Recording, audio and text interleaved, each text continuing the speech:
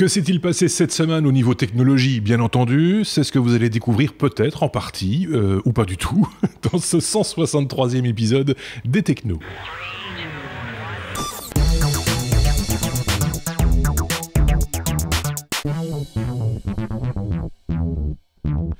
Épisode 163 qui va se passer avec Xavier. Salut Xavier. Hello. Et c'est de l'autre côté, c'est Marc. Salut Marc. On va parler technologie durant ces quelques dizaines de minutes, je serais tenté de dire. Peut-être 1 heure, on ne sait jamais très bien à l'avance combien de temps ça va durer, on se laisse un petit peu aller, chacun a répertorié quelques news qu'il a épinglées durant la semaine, donc forcément nous ne sommes pas exhaustifs, on ne peut pas parler de tout, n'est-ce pas? On parle des choses qui nous ont intéressés, c'est notre revue de presse hebdomadaire comme on a l'habitude de le dire. Pas de courrier des auditeurs cette semaine, je vais peut-être tout articuler avec toutes les lettres, pas de courrier des auditeurs cette semaine, bien que si, il y en a eu, mais on a répondu sur les différentes plateformes, que ce soit YouTube, ou notre site lestechno.be. Normalement, vous avez eu des réponses pour tout. Si c'est pas le cas, vraiment, désolé. J'ai reçu un message de Batan, l'un de nos éditeurs suisses, qui a envoyé quelques informations concernant, si je ne dis pas de bêtises, Uber et des liens vers des articles. Allez regarder un petit peu dans les commentaires de l'épisode 162, vous trouverez quelques informations. Merci à lui, merci à vous également de nous suivre si régulièrement et aussi nombreux. N'hésitez pas, comme toujours, les pouces vers le haut sur YouTube, les abonnements si c'est pas encore le cas, cliquez sur la petite cloche pour recevoir les notifications, etc. etc. On va pas vous faire le détail à chaque fois, mais c'est important parce que, évidemment, plus on est de fous, plus on rit, comme on dit. Oui, moi, je me rappelle qu'il y avait une question d'un auditeur qui demandait quand est-ce qu'on allait refaire un live. Ah oui. Il m'avait adressé ça sur Facebook, il me semble, et j'ai dit que j'allais en parler avec l'équipe et qu'on essayerait sans doute, ou en tout cas que j'allais suggérer d'en faire un à la fin de la saison ou alors au début de la prochaine saison. Donc voilà, comme ça le message est passé. On n'en a pas encore discuté, mais fin de saison, ça s'y prêterait. Par exemple, aux alentours du numéro 175 qui devrait tomber fin du mois de juin. Donc, pourquoi pas, effectivement, à cette occasion-là. On verra bien. On va pas non plus... Enfin, c'est encore loin pour nous. Faut bien le dire. Petit commentaire encore, petite précision, on va pas vous parler nécessairement de ce qui s'est passé chez YouTube cette semaine. Je pense que les médias traditionnels s'en sont fait l'écho. Pour nous, ce qui nous concerne, c'est plus un fait divers qu'une information technologique, soyons clairs. C'est donc une utilisatrice de YouTube qui n'était pas content des services, entre guillemets, rendus par YouTube, le filtrage qu'ils opèrent sur certaines vidéos ou le déréférencement de certaines vidéos, etc. Donc on ne va pas s'étaler sur ce sujet-là si ça ne vous dérange pas. Tout ce qu'on peut dire, c'est que c'est forcément dès le moment où on prend une arme pour tirer sur quelqu'un d'autre, le geste d'une déséquilibrée dans ce cas-ci.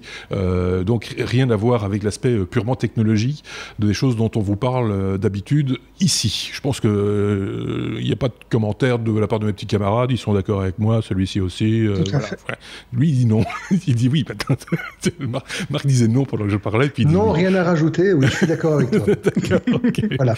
Donc on peut... Ça va dans l'autre sens aussi. Et évidemment, on souhaite un prompt rétablissement, même si on ne les connaît pas personnellement.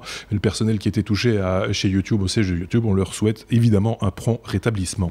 On peut entamer notre abécédaire, me semble-t-il. La lettre A comme Apple. Tiens, il y avait longtemps qu'on n'avait pas parlé d'Apple. Et là, évidemment, on va avoir tous les gens qui vont nous dire « Ah, vous parlez tout le temps d'Apple ». Il suffit d'une fois. Même moi. Même toi. Et d'ailleurs, c'est toi, Xavier, qui va en parler. L'Apple Watch pourrait permettre d'élucider un meurtre. Effectivement. Alors, pour ceux qui sont fans des séries style NCIS, les experts, tout ce genre de choses où on voit toute la technologie au profit des enquêtes.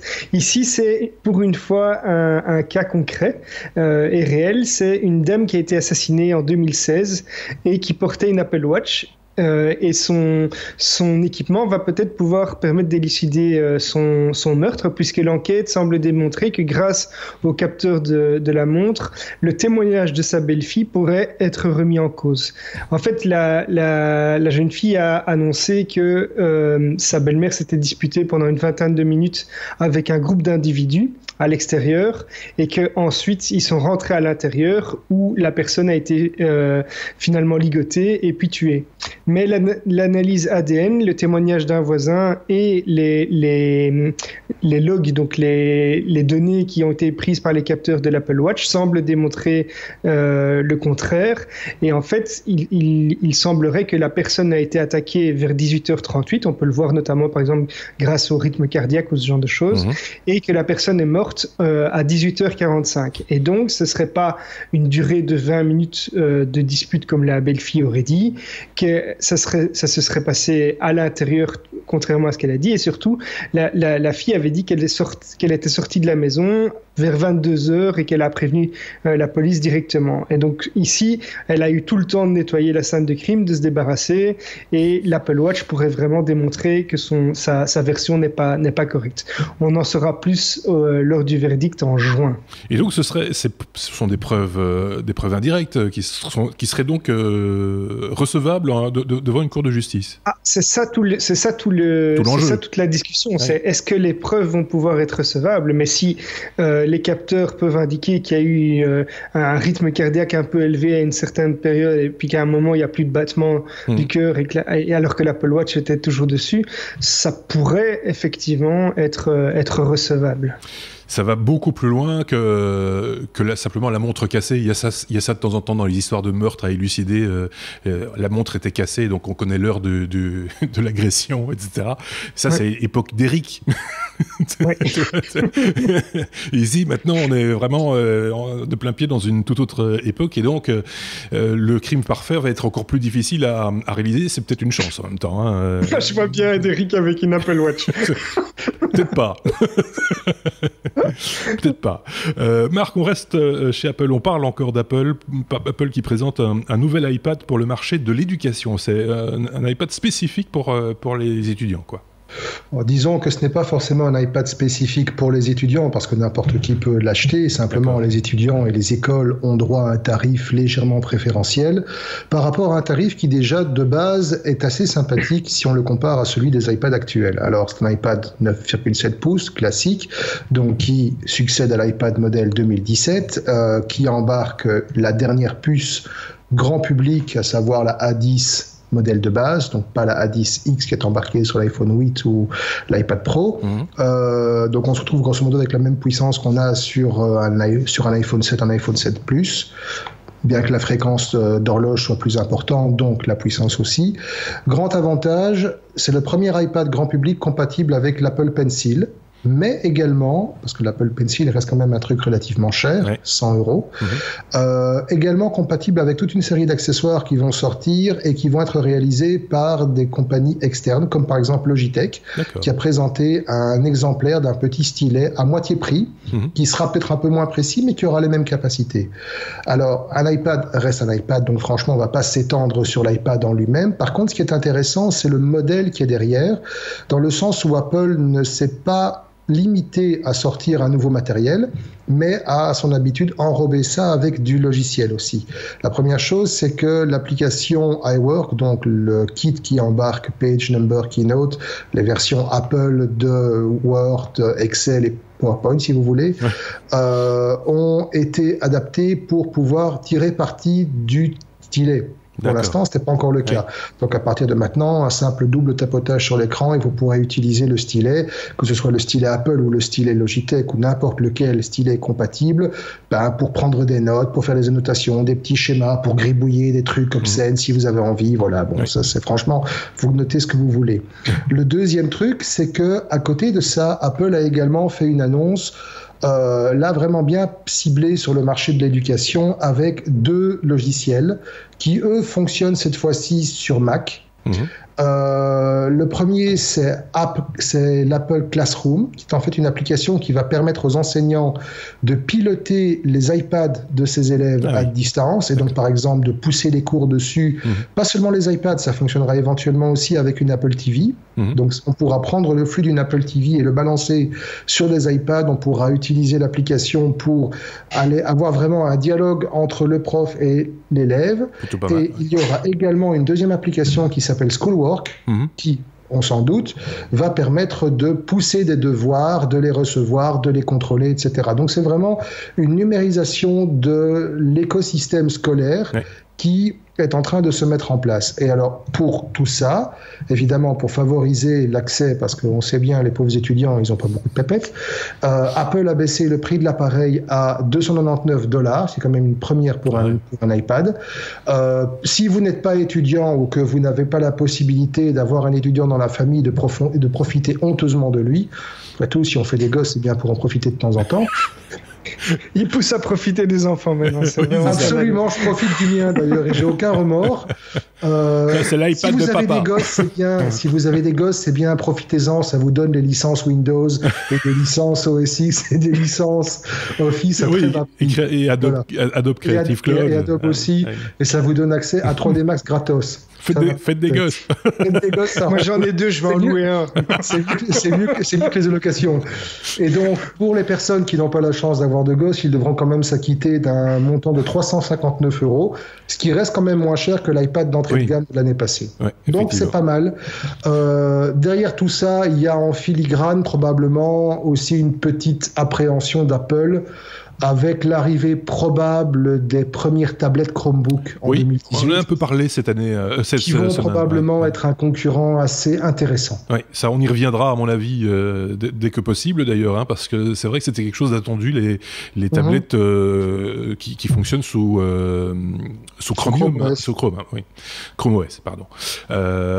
Toujours comme d'habitude, j'ai envie de dire, petit commentaire, Apple qui rentre dans le milieu scolaire. C'est ce que tu viens de nous expliquer là, c'est plus pour les États-Unis ou c'est bon pour nous aussi? Ça fonctionne en Europe aussi ou pas du tout? Alors pour l'instant, c'est uniquement pour les États-Unis, à ce que j'ai compris. Maintenant, Apple ayant vocation de dominer le monde, il n'y a pas de raison que ça n'arrive pas chez nous dans un futur proche. Ouais, petite polémique cette semaine, puisque c'est passé à la télévision en France, les visites scolaires organisées chez Apple, dans les boutiques Apple.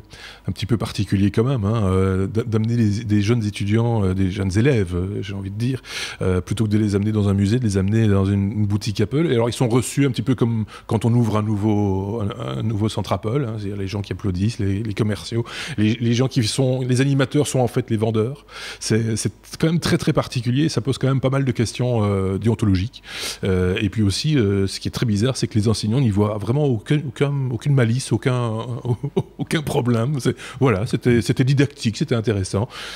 Voilà, de là à imaginer qu'Apple ait fait un don généreux à l'éducation nationale, il n'y a un pas que nous ne franchirons pas. Bah non, mais sans le faire, sans même faire un don, ils y arrivent de toute façon. Enfin voilà, donc on est bien d'accord. Xavier, tu me prêtes un de tes fils pour mon prochain abonnement Creative Cloud. Je vais peut-être d'abord demander à ma femme. On en rediscute. Mais peut-être que si tu lui offres un iPad... Bah, ce sera toujours moins cher, je vais te dire. J'en ai un là, un vieux, mais il marche. Bon, alors, on était à la lettre A comme Apple, on peut passer à la lettre A, encore une fois, mais cette fois comme aviation. Xavier, on va parler de la NASA qui veut passer le mur du son, mais en silence, s'il vous plaît. Effectivement. Donc, la NASA a signé un contrat de 247 milliards de dollars avec la société Lockheed Martin pour créer un avion supersonique, donc comme le Concorde à l'époque, et qui serait disponible dès 2022. Alors, la caractéristique de cet avion, c'est qu'il serait capable de ne pas faire le fameux boom caractéristique au franchissement du mur du son, et il ferait simplement 75 décibels lorsqu'il franchirait le mur du son. Donc en gros, c'est le bruit qu'une porte de voiture fait quand il claque. Oui. Pour ça, ils vont utiliser une technologie qui s'appelle le Quiet Supersonic et qui sera utilisée donc dans un premier temps pour faire les tests à 17 000 mètres d'altitude et donc à la vitesse de 1560 km/h. Ils vont faire ça, donc l'avion ressemble à... C'est une espèce de très longue aiguille avec deux ailes porteuses qui ont un angle très aigu et il y a deux petites ailettes qui sont devant le cockpit. Et les premiers tests qu'ils vont faire, ça va être au-dessus de villes américaines pour voir comment réagissent les habitants. Mais donc c'est un avion qui pourrait vraiment relancer les vols supersoniques commerciaux avec pour objectif par exemple de traverser les États-Unis en 2 fois moins de temps qu'actuellement. pour ceux qui n'ont pas l'image, parce que ce podcast est essentiellement un podcast audio que vous pouvez télécharger sur vos plateformes favorites. Je fais une annonce en même temps. C'est donc un espèce de Concorde sur lequel on aurait tiré très très fort. C'est à ça que ça ressemble. C'est ça, le nez n'est pas plié, mais c'est à peu près ça, avec des petites ailes qu'on ne voit pas sur l'image qu'on a montrée, mais des petites ailes qui sont plus au niveau du cockpit. Alors, d'autre part, je tiens à préciser que notre ami Xavier a un petit peu gonflé les prix. Parce que c'est pas 247 milliards de dollars, mais millions de dollars que moi je lis. Ah oui, j'ai dit milliards. Oui, t'as dit milliards. Mais bon, on n'est plus ça à ça près. Hein. Voilà. Ça reste une belle somme. Ça aurait fait cher le boom quand même. Ça fait cher l'absence de boom. Ça ne fait même pas boom. Voilà. Mais c'est vrai que le passage du mur du son, ça arrive au-dessus de nos campagnes des fois, surtout quand on n'est pas trop loin d'une base aérienne militaire. Le fameux bang peut créer des problèmes. Hein. On l'a vu dans des fermes par exemple où des animaux font des crises cardiaques, des choses comme ça. C'est plutôt dérangeant, quoi. C'est pas le truc le plus amusant qui soit. Ça peut vous gâcher une après-midi si c'est trop régulier entre guillemets. On en a fini avec la NASA et son anti-bang. On peut passer à la lettre C comme codec. Marc, on va parler d'un codec vidéo, 4K, mais libre apparemment. Ouais, un truc sur lequel plusieurs sociétés, plusieurs organisations travaillent depuis maintenant 3 ans. Et là-dedans, on trouve Google, on trouve Facebook, on trouve Amazon, on trouve Microsoft, Adobe, Netflix, on trouve tous les grands acteurs qui manipulent le vidéo sur le web aujourd'hui. Et donc, cette alliance est arrivée à mettre au point, à mettre au point les spécifications, en tout cas, d'un codec qui s'appelle, alors accrochez-vous, AO Media Video Codec 1.0. Donc AV1 pour son petit nom, qui donc est libre, qui n'est pas propriétaire, qui est donc tout à fait ouvert, qui ne sera pas forcément payant. Maintenant, je suppose qu'il y aura quand même un modèle de licence derrière, mais à la base, le codec sera libre, mais je suppose que sa diffusion sera soumise à une licence. L'avenir nous dira s'il y aura une récupération financière ou quoi. Bon, soit. Toujours est-il que ce codec, en fait, va se poser donc en concurrent direct du H264, qui est bien connu, qui est utilisé maintenant par quasi tous les diffuseurs sur le web. C'est ce qu'on appelle le codec AVC. Voilà. Pour ceux qui regardent des trucs pas toujours très légaux, quand vous regardez du MKV, il y a 99 chances sur 100 que dedans ce soit du H264. Et ça, c'est pour de la Full HD. Si vous allez sur du 4K, vous avez du H265. C'est le HEVC. C'est la variante très haute définition. Ainsi que le VP9, qui est le codec maison Google, qui est utilisé principalement sur YouTube. Tous ces codecs ont comme avantage d'avoir une empreinte en matière de taille de fichier relativement faible, mais AV1, donc le fameux codec dont on parle ici, va avoir une empreinte encore plus faible, et ce qui est intéressant aussi, c'est qu'il va être adaptatif. C'est-à-dire que selon la demande, il va être capable de moduler la compression en temps réel, de moduler l'assemblage des signaux en temps réel. Et ça, c'est quelque chose qui intéresse très fort des entreprises comme Netflix, qui aujourd'hui sont obligées de maintenir pour un seul programme des dizaines de sources différentes qui vont être multiplexées selon les demandes, selon la bande passante, selon la charge du réseau, selon toute une série de critères pour finalement arriver à vous proposer, vous, sur votre écran, la meilleure qualité possible. Avec ce type de codec, on pourra réduire les besoins de sources différentes pour travailler sur une seule source qui sera modulée en temps réel selon les besoins. D'accord. C'est assez sympathique. Alors, il faut savoir qu'aujourd'hui, il est taillé pour l'HD, pour la 4K, ce codec, mais qu'il ne s'arrêtera pas là. Les spécifications prévoient qu'on puisse monter jusqu'à 8K, voire 10K, qui sont apparemment les évolutions à venir dans le domaine de la vidéo haute définition. À suivre. À suivre donc, et on voit que les acteurs principaux de la vidéo sur Internet sont présents. Hein. Je vois Netflix, par exemple, évidemment, ils sont intéressés au premier rang, entre guillemets, d'avoir des fichiers les plus légers possibles et les moins coûteux également. Oui, Google, Twitch, donc Amazon, Facebook, voilà. Et aussi la BBC. Oui. Et aussi, étonnamment, Videolan. Oui. Pour ceux qui ne connaissent pas, Videolan, c'est l'éditeur de VLC, qui est un des logiciels de lecture vidéo les plus connus au monde multiplateforme.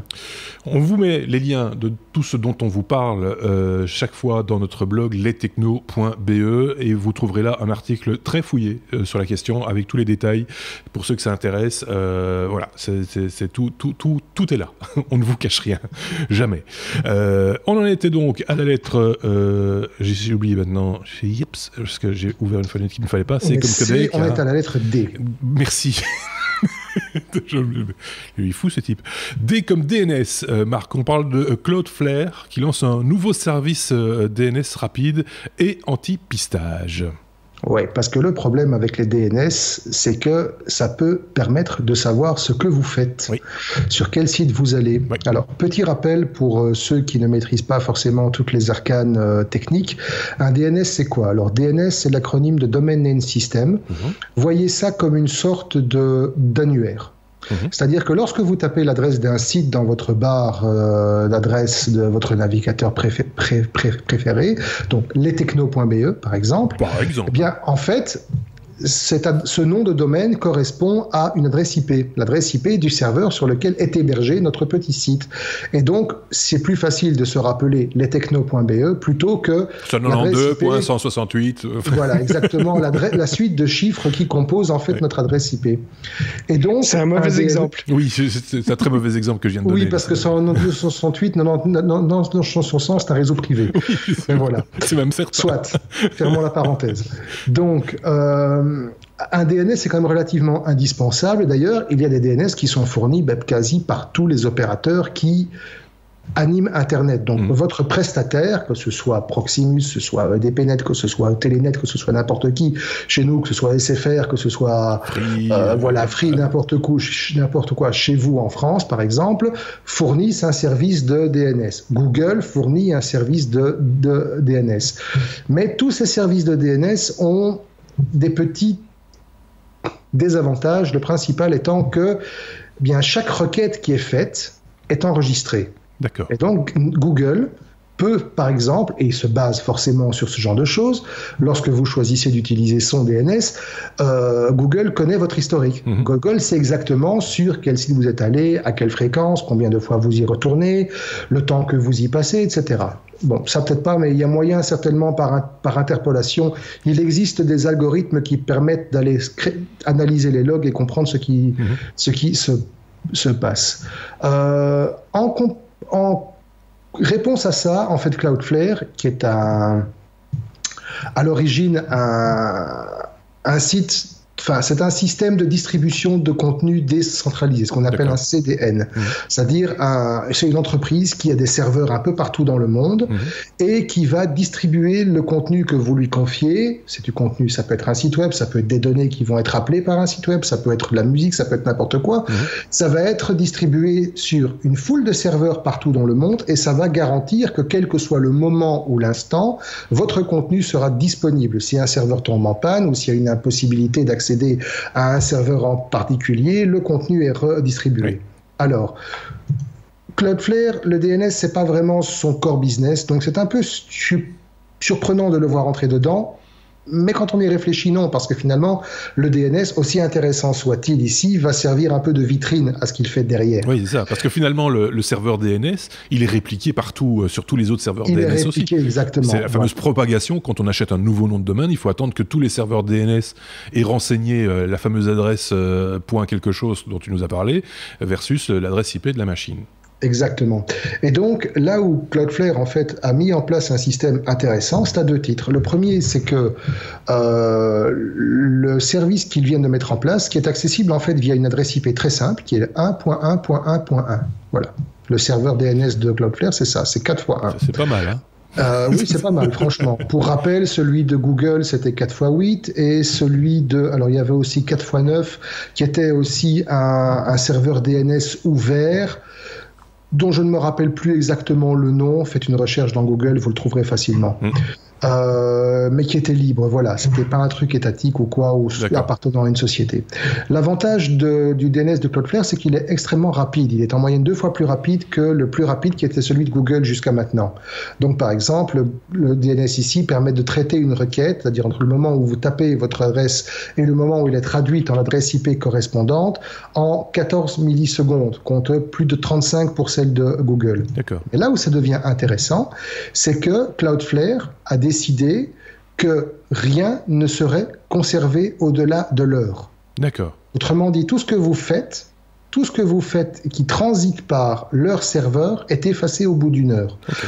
Pendant une heure, c'est conservé sous forme de cache locale pour permettre d'accélérer encore plus les requêtes au cas où d'autres personnes viendraient. Ouais. Il n'y a pas que vous sur Internet forcément, donc d'autres personnes viendraient faire la même demande. Ça permet d'avoir une réactivité encore plus importante. Mais au bout de l'heure, tout est effacé, tout simplement. Donc autrement dit, ça permet d'avoir une réactivité, pas une vitesse de surf, mais une réactivité encore plus accrue lorsque vous recherchez un site. Et ça permet aussi de s'assurer que, grosso modo, on ne sait pas pister ce que vous faites. Et ça, c'est appréciable. D'accord. Xavier a un truc à rajouter. Oui. Moi, je voudrais préciser qu'il y a un autre intérêt de passer par des DNS comme ceux-là, c'est que vous avez certainement déjà été confronté à un filtrage qui a été mis en place par votre fournisseur d'accès. Ça peut être un filtrage géolocalisé, ça peut être un filtrage aussi, par exemple, on avait à l'époque de Pirate Bay, qui était un site de partage de contenu principalement piraté, et dont la majorité des fournisseurs d'accès en Belgique, par exemple, ont été obligés de bloquer l'accès. Et ça se faisait via leur serveur DNS. Et donc, tout simplement, en changeant ses propres DNS, on pouvait contourner ce filtrage. Mais donc, c'est pas seulement pour accéder à du contenu filtré, mais voilà, c'est un moyen simple. En entreprise aussi, il me semble, ou même dans le milieu scolaire, on a ses propres serveurs DNS maison, entre guillemets, qui permettent justement de filtrer, de bloquer l'accès, par exemple à Facebook si vous travaillez. Ça peut arriver. Est-ce que ça fonctionne sur le même principe? C'est ça l'idée? Alors, là, il y a une nuance.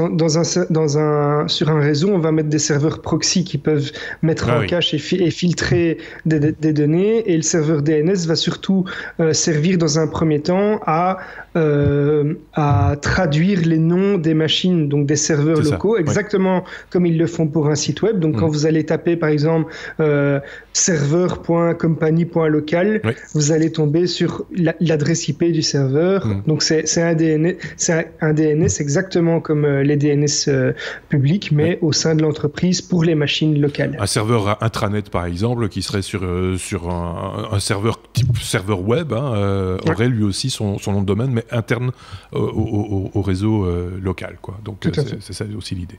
Ok, je crois que tout a été très, très clair. Rien à rajouter, Marc, non? Non. Bon, dites-nous si ça vous intéresse, si la chose vous intéresse, parce qu'il y a encore beaucoup de choses à en dire. Oui, Une fois qu'on a parlé des DNS, on pourra vous expliquer aussi comment fonctionne. On l'avait fait, il me semble, une fois, mais c'est toujours bon de revenir dessus. Comment fonctionne un VPN, comment fonctionne un proxy, comment se créer son propre proxy, quels sont les VPN à utiliser, quels sont les VPN à éviter, parce qu'effectivement, il y en a sur lesquels il ne faut jamais aller, parce que leur vocation, outre le fait qu'ils sont extrêmement mauvais, ils ne fonctionnent pas, c'est que leur but dans la vie, c'est de revendre vos données. Comment faire une blague à sa petite sœur en allant chipoter dans le fichier localhost? Aussi, par exemple. Par exemple, sous Windows. On peut faire de très, très, très bonnes blagues avec ça. On y reviendra. Sans doute, un jour. Oui. Juste pour compléter ce qu'on a dit, en fait, le nom du DNS public en 9.9.9.9, c'est tout simplement Quad 9, puisque 4 fois 9. Qui est celui de la quadrature du net, exactement. Voilà. Tout s'explique à un moment donné. On a été à la lettre D comme DNS, on passe à la lettre I comme Intel. Xavier, faille, c'est une faille. La fameuse faille Spectre la faille Spectre. Voilà, on en reparle. Je vais y arriver. On reparle de la faille Spectre. Tous les processeurs ne seront pas patchés. On attend quoi, les nouvelles architectures. Il faut revenir un petit peu, peut-être réexpliquer le problème de cette faille. On va pas tout réexpliquer. Non, mais pas tout. Gros, il y a une faille qui concerne la majorité des processeurs et qui offre des possibilités d'intrusion à des utilisateurs mal intentionnés. Et très pointu.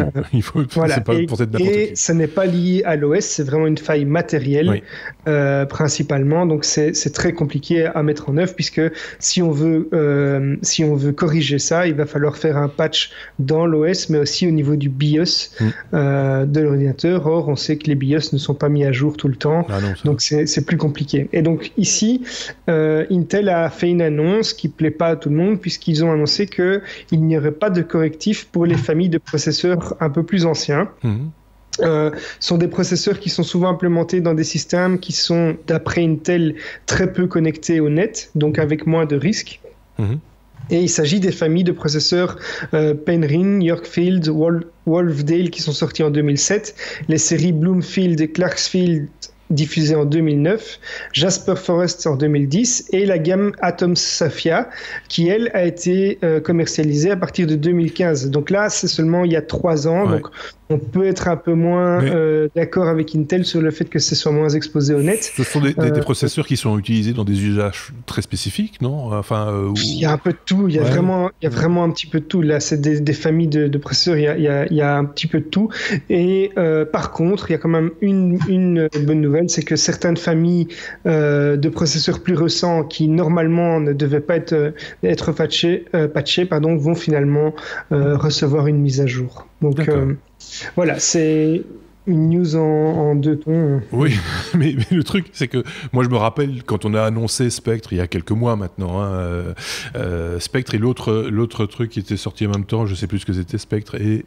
Mais, j'ai oublié le nom. Bref, pas grave. Tu t'étais interrogé de savoir si, parce que tu voulais changer de machine. Meltdown. Oui, c'est Meltdown. Tu voulais savoir si quand est-ce que les processeurs allaient être les prochaines évolutions qui allaient mettre à plat ce problème. Est-ce que finalement tu as ta réponse? Alors exactement. Donc en gros, ma réflexion c'était que suite à ces révélations, on a dit que les patchs allaient induire dans la majorité des cas, mais ça a été fortement minimisé évidemment par les constructeurs, allait induire une réduction de performance, puisque c'est vraiment toute l'architecture du processeur qui est en cause, et donc pour contourner ça, ils doivent c'est pas simplement une petite mise à jour qu'ils doivent faire, ils ont vraiment dû trouver des moyens, et ces moyens mis en place vont réduire les performances dans certains cas jusqu'à 30%. Donc imaginez les hébergeurs ou les data centers, etc. 30% de perte de puissance, ça a un certain impact. Et donc moi, comme j'étais dans la démarche de me faire une machine, donc un PC fixe, puisque le PC portable que j'utilise est très pratique pour aller en clientèle, mais pour faire des montages vidéo ou autres, ça c'est limite.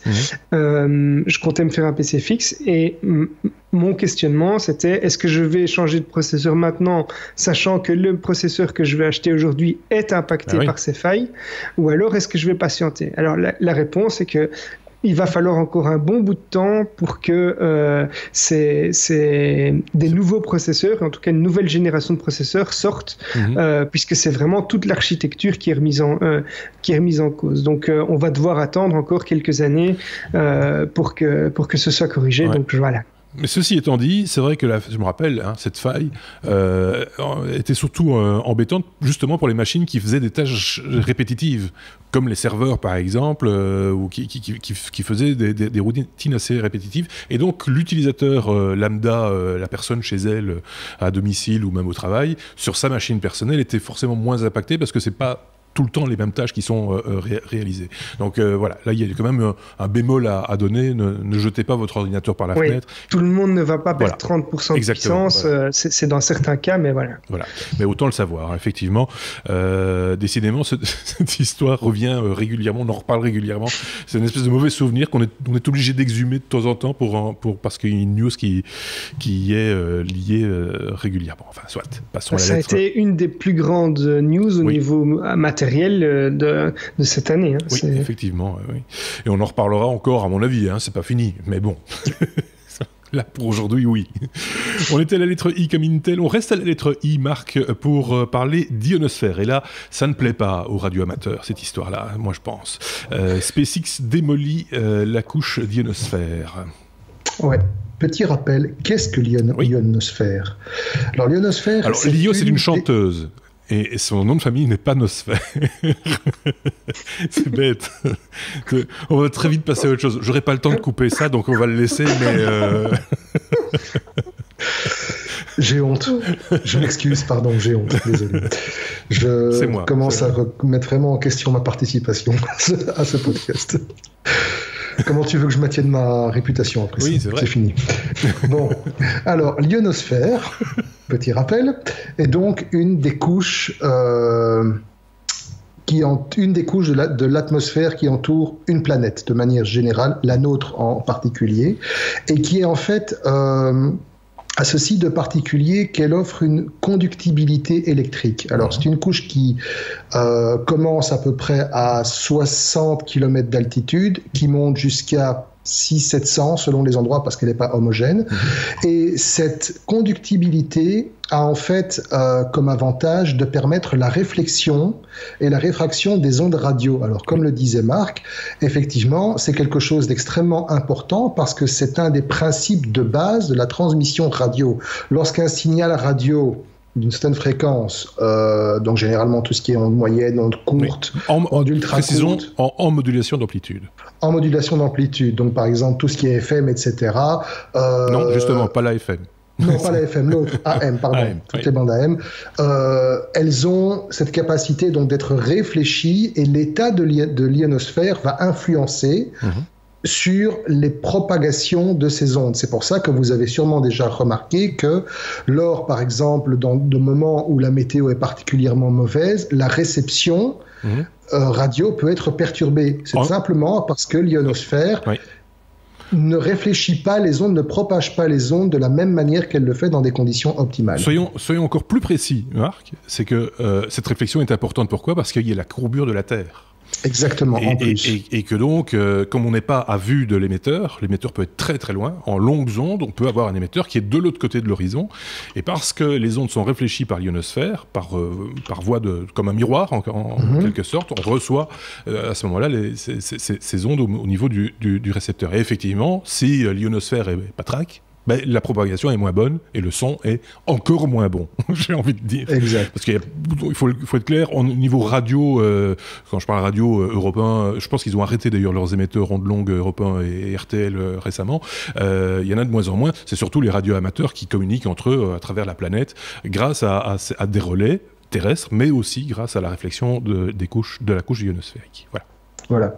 Donc tout ça pour vous dire que finalement c'est quand même un truc relativement essentiel dans la civilisation d'aujourd'hui, puisque bon, les communications radio, quoi qu'on en dise, ça reste quand même un truc fondamental qui va bien au-delà de votre programme radio sur RTL ou sur n'importe quoi, quelle autre station.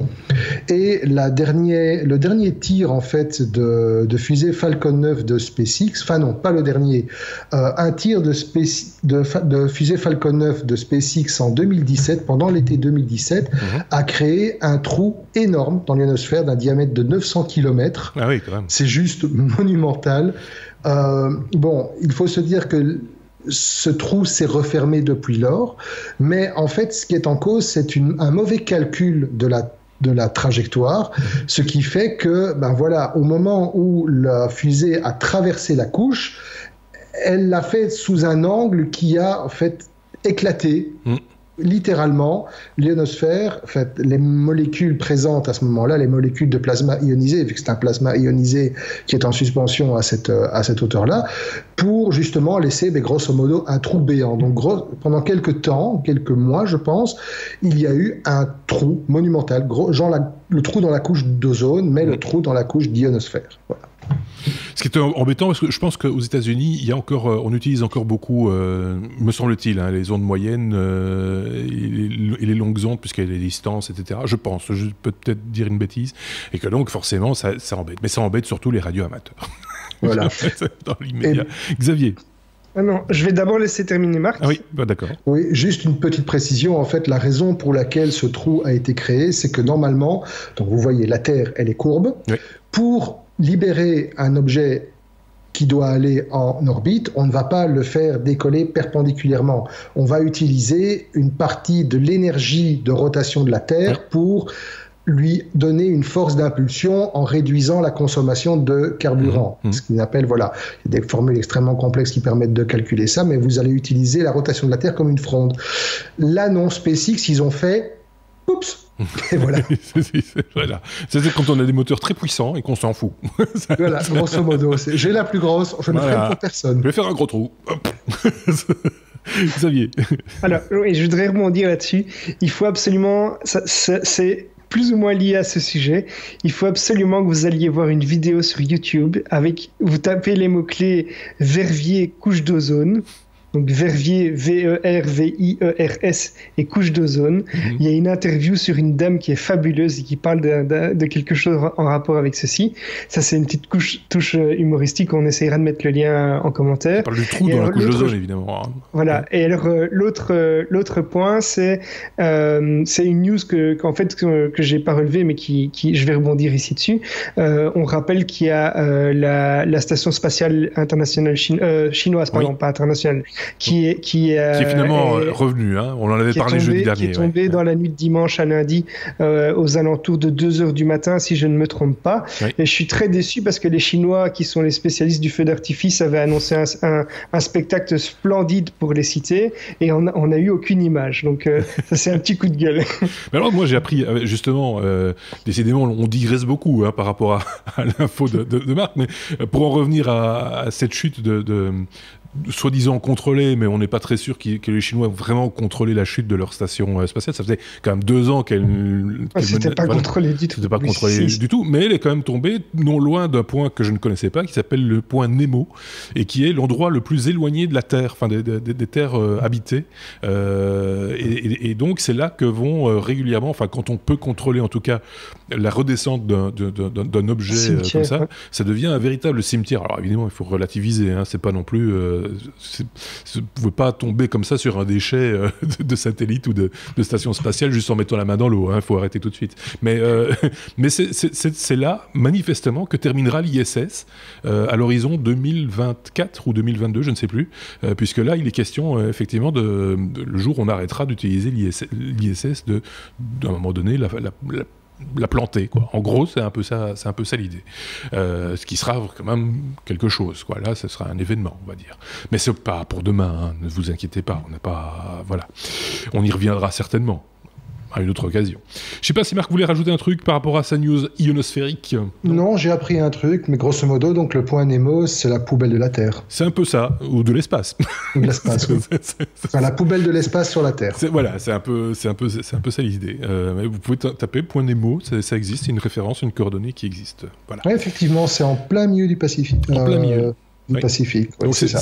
Pacifique Sud. Quand on vous dit, vous ne risquez pas de vous prendre un déchet de satellite sur la tête, c'est partout, sauf là. C'est ce coin-là qu'il faut éviter. C'est une espèce d'aimant à merde, quoi.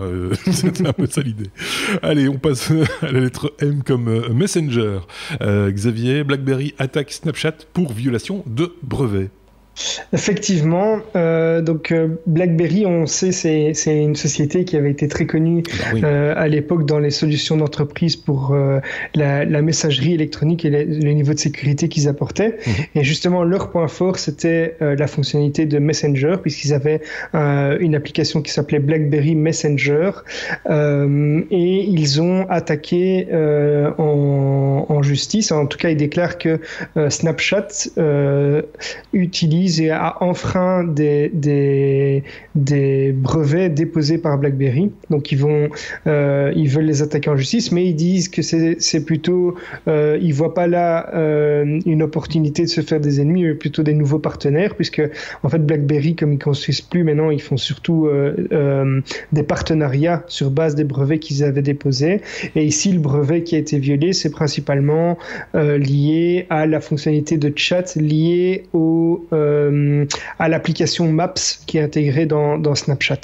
Donc voilà, c'est un brevet qui a été violé. Ils avaient déjà attaqué à l'époque WhatsApp notamment, je pense même Facebook Messenger, etc. Donc voilà, c'est un brevet de plus qu'ils essayent de défendre par rapport à Snapchat. Et pas un des moindres à mon avis, parce que c'était une vraie valeur ajoutée à l'époque du BlackBerry. On l'appelait BlackBerry, c'était la société à l'époque s'appelait RIM, et le BlackBerry c'était le modèle, et puis BlackBerry est devenu le nom de la firme, etc. On s'en rappelle.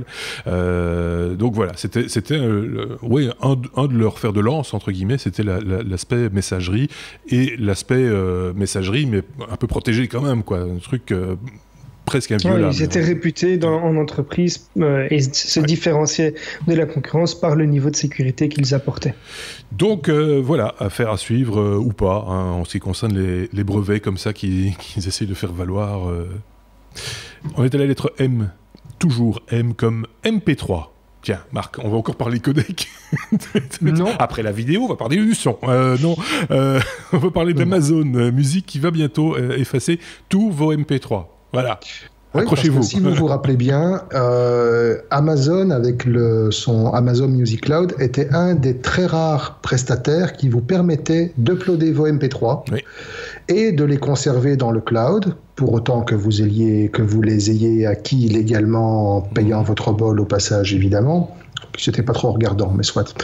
Et donc vous aviez la possibilité comme ça d'avoir votre collection de MP3 qui vous suivait, grosso modo, où que vous soyez, et que vous ayez une connexion qui vous permette d'accéder au cloud. Mais ça prend beaucoup de place sur les serveurs d'Amazon. Et Amazon a beau avoir des pépettes à plus savoir qu'en faire, il y a un moment où il faut faire un peu le ménage. Donc, à partir du 30 avril prochain, il ne sera plus possible de conserver ces MP3, donc tous les MP3 que vous auriez supprimés, uploadés sur les serveurs, seront supprimés sauvagement. Sauf si, subtilité, vous allez sur les réglages de votre compte dans Amazon Music Cloud et que vous cliquez sur « Garder ma musique », petit bouton bien pratique, qui vous permettra en fait de conserver ça jusqu'en janvier 2019, date à laquelle, où là, ce sera le gros massacre parce que Amazon a besoin de récupérer toute la place de ses serveurs. Mais voilà. Enfin, je trouve ça quand même un peu fou parce que, très honnêtement, si par exemple, j'ai uploadé sur la plateforme d'Amazon toute ma collection de Beatles en MP3, je suis peut-être pas le seul à l'avoir uploadé aussi en MP3, et donc quel est l'intérêt de garder tous les fichiers des gens alors qu'ils pourraient se contenter de garder un des fichiers, soit le mien, soit celui d'une autre personne, Xavier? Non. Mais c'est exactement ce que Google a fait avec Google Music, puisqu'ils ont permis également l'import de la collection d'MP3 des utilisateurs. Et à la différence ici d'Amazon, quand on uploadait des fichiers de musique, Google essayait de reconnaître les morceaux et les remplacer par les morceaux même originaux entre guillemets ou en qualité supérieure. Donc des gens qui avaient des MP3 en mauvaise qualité ont réussi comme ça à obtenir la qualité optimale du fichier et même à la retélécharger par après, puisque sur Google Play on peut aussi retélécharger et synchroniser la musique. Rappelez-vous à l'époque où on a commencé à télécharger des fichiers en 128K 64K monsieur, et il fallait une demi-heure pour avoir un morceau, et c'était de la daube, hein. c'était de la bonne daube. Mais donc voilà, c'était l'occasion d'avoir cette discothèque dans une qualité, on va dire un peu meilleure entre guillemets, mais ça faisait des économies de serveurs aussi du coup. Donc je comprends pas bien Amazon, c'est bizarre. Enfin bon. Attention, qu'il faut préciser qu'à ce moment-là, c'est-à-dire en janvier 2019, vous n'allez quand même pas tout perdre. Tout ce que vous aurez acheté légalement via Amazon Music reste disponible, évidemment. Mais tout ce que vous aurez uploadé sans l'avoir acheté chez eux... Oui, tout à fait. Mais ceci étant dit, vu que le coût du stockage a quand même fortement diminué, parce qu'on parle aussi d'un... Je pense que vous téléchargez ça va tenir sur une clé USB, une bonne clé USB, certes, mais il y a moyen, quoi. Je veux dire, c'est... une clé de 128 gigas, c'est cool. Voilà, c'est ça. Donc voilà, ça c'est peut-être le petit conseil à donner à ceux qui ont encore des fichiers MP3, on va dire valables. Si vous y tenez en tout cas. On était à la lettre S comme scandale. Xavier, Facebook fait de nouvelles révélations à propos des fuites de données. On en a déjà parlé, c'est un feuilleton, ce truc. Ça fait 2 semaines ou 3 semaines qu'on en parle maintenant des fuites de données. Oui, mais ici je vais pas revenir sur tout le scandale, mais en gros, ce qui est important, c'est que Facebook a réagi au scandale de fuite de données en disant que finalement, ils se sont un petit peu trompés sur les estimations et il y aurait 2 milliards d'utilisateurs concernés par les fuites de données. Des fuites de données qui sont liées à une fonctionnalité que Facebook avait mis en place. Donc, ce n'est pas directement lié à la fuite de Cambridge Analytica sur laquelle je vais revenir. Ici, c'est vraiment une autre fuite avec 2 millions d'utilisateurs ou de pages d'utilisateurs qui seraient concernés par une fuite qui a été rendue possible grâce à la fonctionnalité de recherche de pages de profil. D'accord. Et donc les gens qui ont exploité ces fuites ont pu obtenir par exemple des informations telles que le nom, la ville d'origine, la date de naissance, le genre des personnes. Alors c'est des informations qui sont public entre guillemets, puisque tout le monde pouvait les trouver dans ces recherches, mais ceci dit, ce sont des informations qui peuvent quand même intéresser certaines sociétés et que vous n'avez pas délibérément donné à ces sociétés. Donc il y a réellement un problème ici de sécurité des données et de confidentialité des données. Alors à côté de ça, on a appris aussi que la fuite de Cambridge Analytica, elle concernerait 87 millions d'utilisateurs, soit beaucoup plus que les premières estimations que Google avait fournies. Donc pour le moment, ils accumulent un petit peu les problèmes et je crois que je ne suis pas le seul qui veut en parler d'ailleurs. Oui, je pense qu'il y a matière à en parler effectivement. Petite parenthèse, pour la Belgique, il paraît que du coup, elle fait de réaction du public, parce que finalement le public quelquefois il réfléchit aussi. 200 000 personnes auraient fermé leur compte Facebook rien qu'en Belgique depuis 3 mois. En gros, donc c'est pas uniquement lié à ces affaires-là, parce qu'il y a peut-être une espèce de lassitude aussi par rapport au réseau social de Mark Zuckerberg, mais ça n'aide pas, soyons clairs. Facebook réagit pour le moment assez fort avec tout ça. Ils ont d'ailleurs annoncé qu'ils allaient enfin mettre des conditions générales un petit peu plus claires, puisqu'on sait qu'au départ, il y avait notamment une phrase qui résumait toutes les conditions. C'était que Facebook était libre de modifier les conditions à tout moment, et le fait de se connecter voulait dire qu'on acceptait cette condition-là. Donc, en gros, c'est comme si tu faisais des conditions, tu as une condition, il n'y a pas de condition.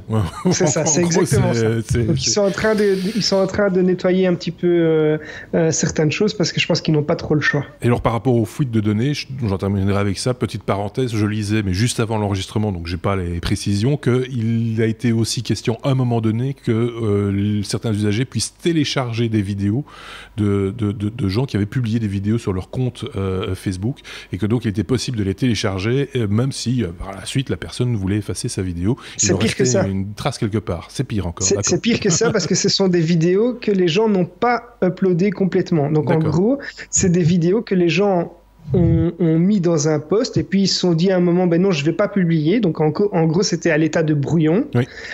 Et puis ils l'ont supprimé. Mais Facebook a gardé, une trace de ces données-là. Et d'ailleurs, ils ont encore aussi, puisqu'il y avait un autre scandale qui était lié à l'historique conservé des communications téléphoniques, puisque quand vous utilisez Facebook, Facebook gardait une trace.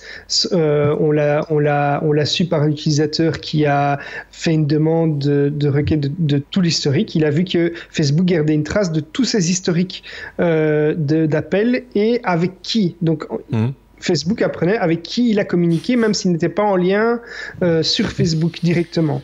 Et donc, Marc, parce que c'est vrai qu'il y a une suite, il y a un second, le deuxième effet qui se coule, comme on disait à une époque, c'est que ce Facebook va nous connecter, quel qu'en soit le prix, finalement.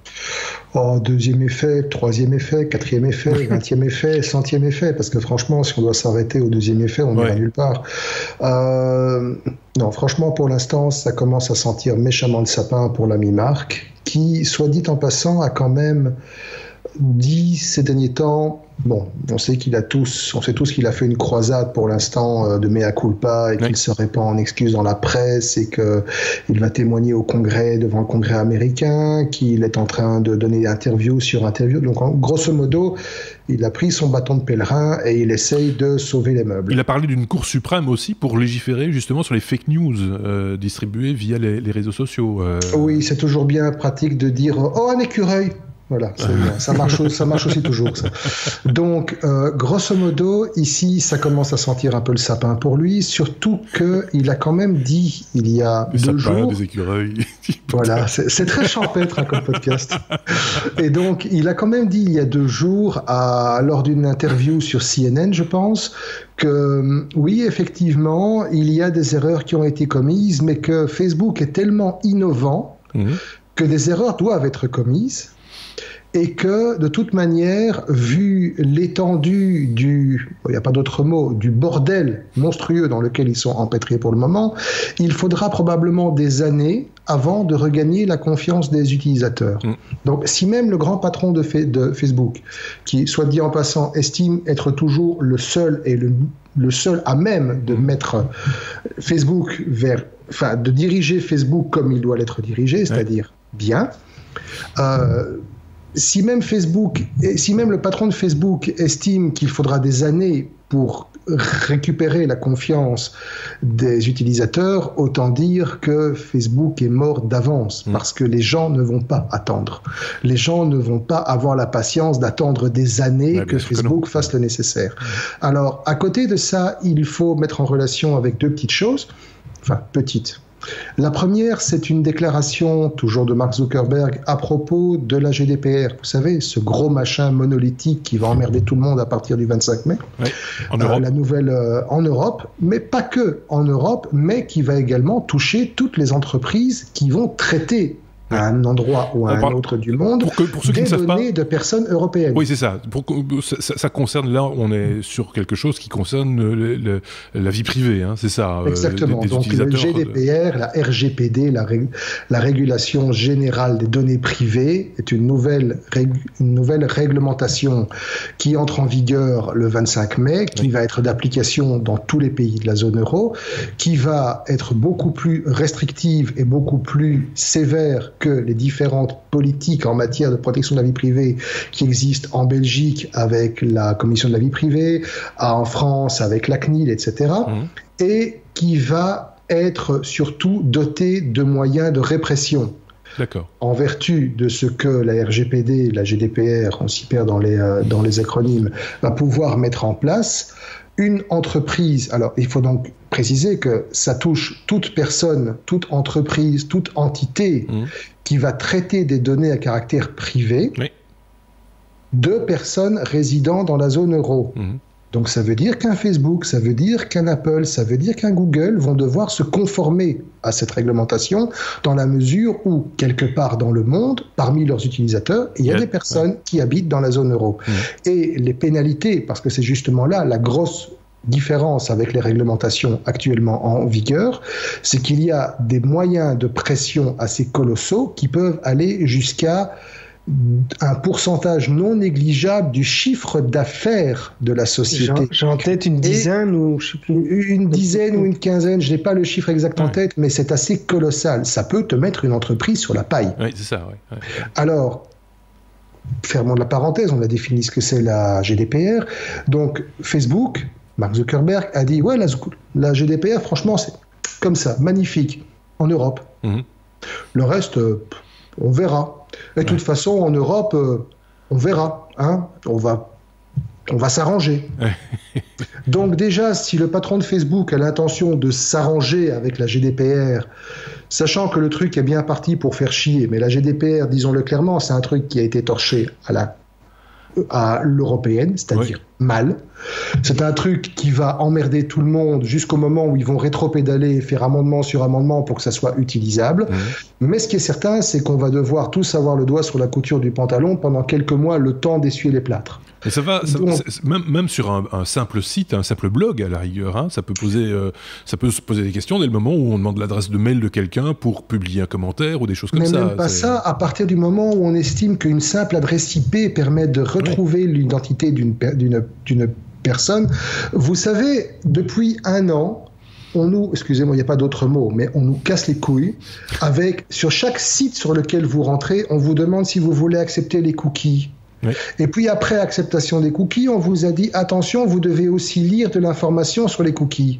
Eh bien, imaginez ça puissance 100. Oui, c'est ça. Imaginez ce que chaque fois que vous rentrez sur un site, malgré que vous ayez dit garde mes putains de préférences, garde-les, ne me le demande plus, on va vous le redemander. On va vous le redemander parce qu'on n'osera plus prendre le moindre risque. Ben ça, par exemple, Facebook dit on verra, on s'arrangera. Hein. Et derrière tout ça, il y a encore en filigrane un dernier truc qui est en fait un petit mémo qui a fuité. Un mémo qui est à l'origine d'un monsieur qui s'appelle Andrew Bosworth. Alors Andrew Bosworth, pour ceux qui ne connaissent pas, c'est quand même l'actuel patron de la division hardware de Facebook. Donc c'est quand même un monsieur d'une certaine importance dans la société. Et ce monsieur il y a 1 an, je crois, envoyé un mémo, vous savez, le type de mémo motivant, inspirationnel, etc., genre de bullshit bien chiant qu'on retrouve dans toutes les grosses boîtes, et qui était prévu donc pour motiver les troupes et expliquer aux plus réfractaires au concept de la connexion à tous les étages pourquoi Facebook faisait ce qu'il faisait et pourquoi c'était sa mission sacrée. Et en fait, quand on regarde un petit peu le texte de ce mémo, ça fait peur.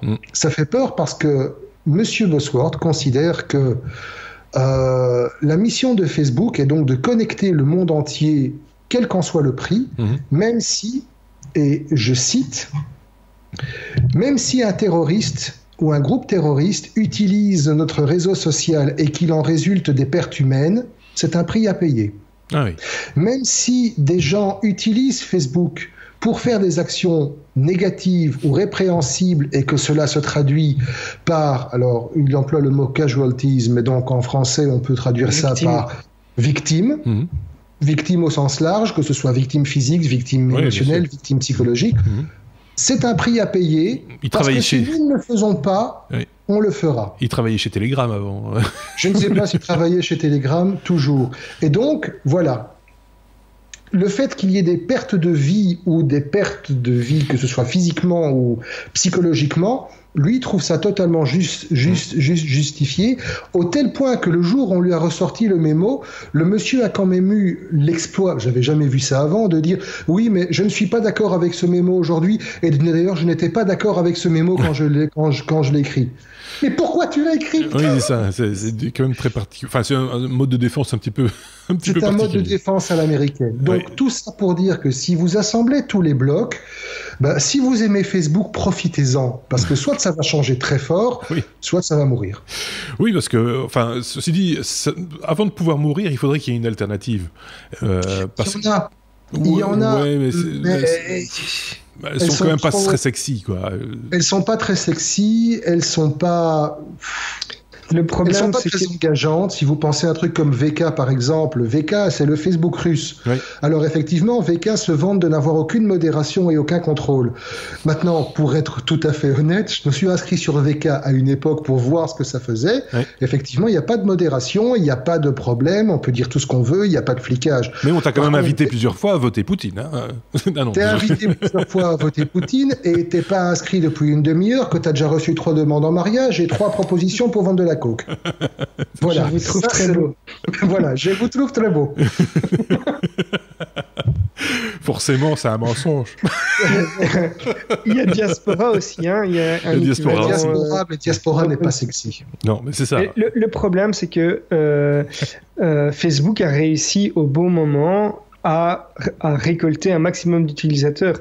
Et c'est ce qui fait, entre guillemets, l'intérêt de ce réseau social, c'est qu'il y a beaucoup de monde dessus. Mmh. Si vous allez sur un réseau social mais qu'il n'y a personne dessus, on perd quelque part l'intérêt. Oui, donc, et de manière très... et je serais tenté de dire de manière très générale, parce que quand tu prends Twitter, par exemple, alors c'est différent d'un pays à l'autre. Hein. Twitter ne s'est pas imposé de la même manière, par exemple, en France et en Belgique. En Belgique, Twitter, c'est l'endroit où vous allez trouver des journalistes, des gens du web, quelques artistes, mais finalement très peu des personnalités publiques, mais finalement très peu de grand public, on va dire, hein, sans être péjoratif du tout. C'est pas là que vous allez rencontrer votre voisine ou votre voisin. Il y en a pas énormément et pas tellement de jeunes non plus parce qu'ils ont vite bifurqué vers Snapchat. Donc en France, par contre, c'est très people et c'est très gens qui suivent les people. C'est bien d'aller rencontrer ces people sur Twitter et donc voilà, là c'est un peu plus, il y a un peu plus de monde, c'est un peu plus généraliste, mais c'est pas un usage, c'est pas le même usage que Facebook, qui est un peu plus, entre guillemets, familial, amical. Voilà, Mais déjà, une différence majeure, c'est qu'on peut s'adresser à certains groupes de personnes. Oui. Donc, on peut faire des choix. Tandis que sur Twitter, on s'adresse à tout le monde. Oui, et puis il y a un côté anonyme aussi sur Twitter qu'il n'y a pas sur Facebook, ou moins sur Facebook, par exemple. Enfin, voilà, on ne va pas refaire ici l'état des lieux des réseaux sociaux autour de nous, mais tout ça pour dire que quand il y avait une initiative qui valait ce qu'elle valait, mais qui était Google+, personne n'en a voulu. Et pourtant, ça pourrait être une option. Techniquement, en tout cas, ça fonctionne. Ça n'a pas attiré le bon public, malheureusement. Je serais tenté de dire, parce qu'il y avait de quoi faire. Mais c'était surtout des IT, en fait, hein, qui étaient sur le ça commence souvent par là, hein, puisque forcément, c'est technologique au départ, et puis après, ça s'ouvre vers le monde. Facebook, ça a démarré différemment, mais au départ, c'était les universités. C'était donc quand même des gens instruits au début qui étaient sur Facebook. Et ça s'est développé par la suite. Donc, c'est un mode de développement qui va être difficile à reproduire et je ne sais pas s'il y a d'autres choses. Marc, faites de... Je rappelle quand même que la vocation première de Facebook, c'était pêcher de la cuisse. Hein. Oui, enfin ça c'est ce qu'on dit, maintenant. Et c'était pécho de la meuf. Franchement, c'est pas de la légende, c'est vrai. Ouais, à la base, c'était un truc pour remplir son lit. Oui, mais dans certains milieux. Pas n'importe où. Excuse-moi. Il fallait une adresse en Belgique, il fallait une adresse ucl.be ou sinon tu rentrais pas quoi. C'était au tout début de Facebook, c'était comme ça. C'est comme ça qu'ils se sont déployés. C'est une réalité. Il faut pas faire l'amour. Je fais pas l'amour. Mais... Donc voilà. C'est que t'es pas sur Facebook. Voilà. Tu fais pas l'amour. Je fais pas l'amour, je fais pas sur Facebook. Ça devient n'importe quoi. On est à la lettre R comme robotique. Xavier, on va encore parler d'aspirateur? Non. Non, pas cette fois. On va parler d'experts qui se prononcent contre Terminator, parce que Terminator, c'est le mal. On reste quand même chez les Asiatiques. Hein. Quand même.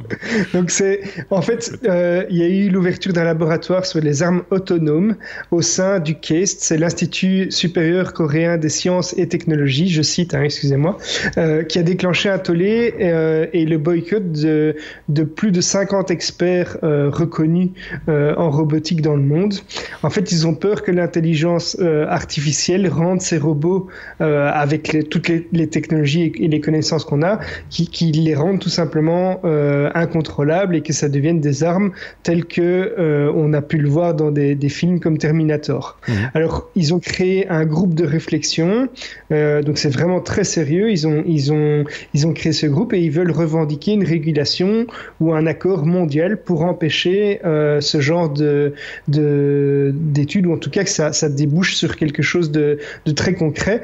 On sait aussi qu'il y a Elon Musk qui prend souvent la parole à ce sujet-là et qui rappelle les risques qui sont liés à l'intelligence artificielle appliquée à la robotique notamment. Donc, Stephen Hawking avait aussi condamné ce genre d'activité. Oui. Et ici, c'est d'autant plus dangereux que c'est lié aux armes. Alors, le laboratoire en question, il veut suivre 3 axes. C'est toujours autour de l'intelligence artificielle, mais dans la chaîne de commandement et dans la prise de décision, dans les systèmes de navigation de véhicules autonomes sous-marins, ou encore dans les technologies de tracking assistées par intelligence artificielle. Donc, on imagine le sous-marin autonome qui est armé de bombes nucléaires et qui est autonome et qui tout d'un coup décide de faire ce qui lui plaît. Sébastien a souvent l'habitude de dire que l'intelligence artificielle, on lui apprend quelque chose, mais on ne sait pas ce qu'il a réellement appris. Oui.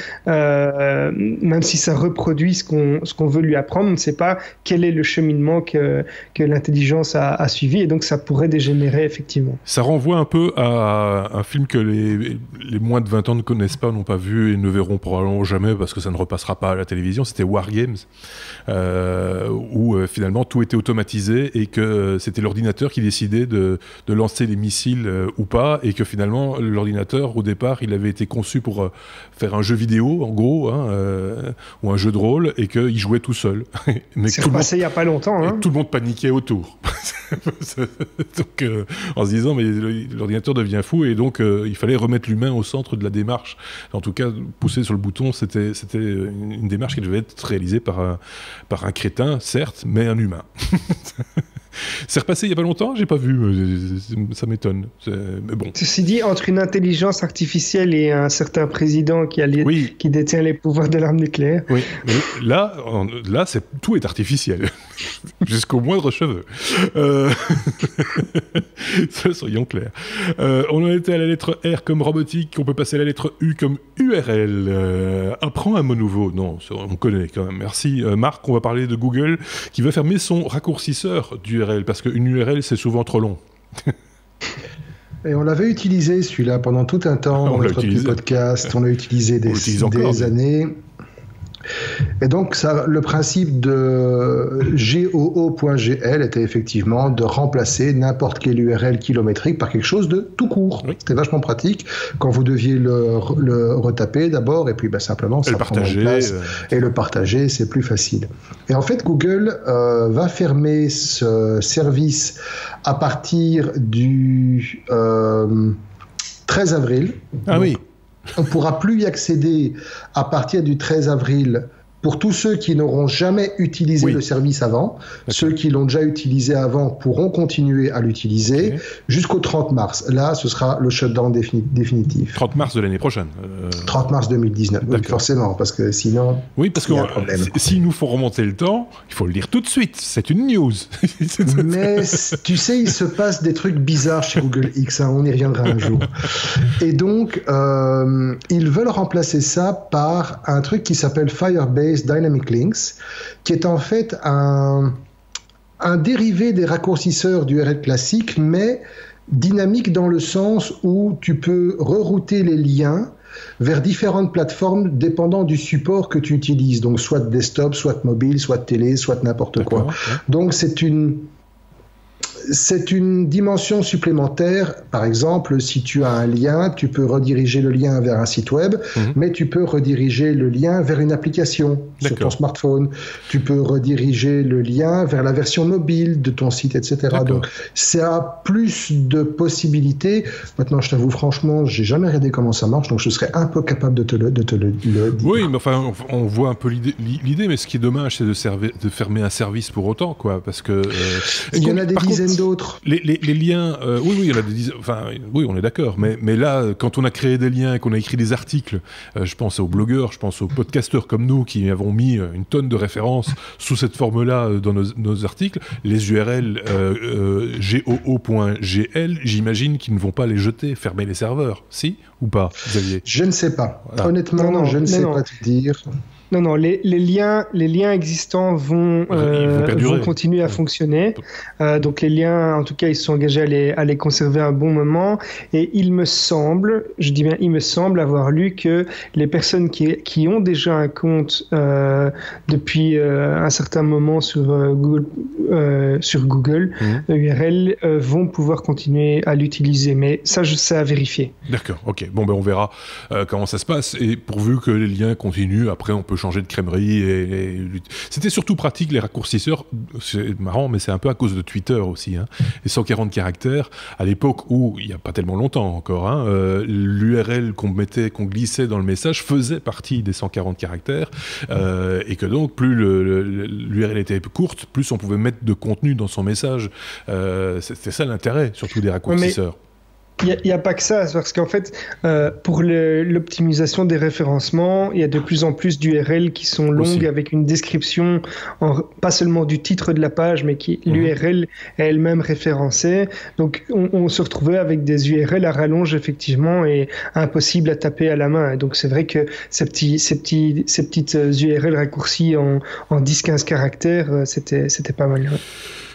Il y en a plein d'autres, évidemment, et on pourra éventuellement, si besoin, changer de crèmerie, donc ça va. Il n'y a pas mort d'homme, quoi. Mais enfin, c'est pas la première fois, on l'a déjà dit, que quand Google décide de fermer un truc, il s'embarrasse pas nécessairement, quoi.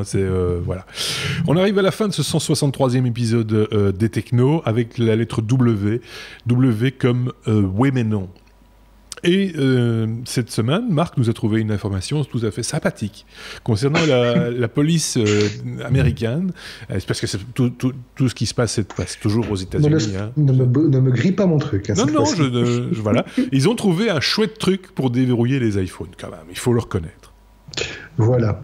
Alors, le problème de la police américaine et de beaucoup de polices dans le monde, c'est une fois qu'un crime a été commis et que l'auteur du crime est décédé, accéder et qui n'a pas d'Apple Watch et qui n'ont pas d'Apple Watch sous la main, très bien Xavier, c'est que pour réussir à accéder à son téléphone s'il a un iPhone, par exemple pour trouver des preuves à charge après, pour trouver des charges après, effectivement, donc généralement en accédant à son iPhone, on sait tous que ça ne se passe pas comme dans les experts où en 3 coups de cuillère à peau et 2 clics de souris, ils vous déverrouillent n'importe quoi. Non, ici c'est compliqué.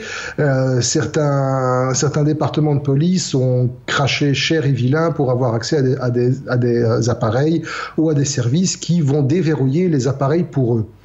Et en ce sens, l'arrivée de capteurs biométriques comme le Touch ID, notamment sur les iPhones ou sur les nouvelles générations de téléphones Android, est une bénédiction. Pourquoi ? Parce que les policiers se sont rendus compte que la manière la plus efficace de déverrouiller le téléphone du mort, c'est avec le doigt du mort, tout bêtement. Et donc, ils utilisent simplement le corps du défunt, son doigt sur le téléphone, et ça le déverrouille. Il fallait y penser. Ils savent le faire que pendant un certain temps. Ils savent le faire pendant 8 heures. Ah oui, après, la peau perd ses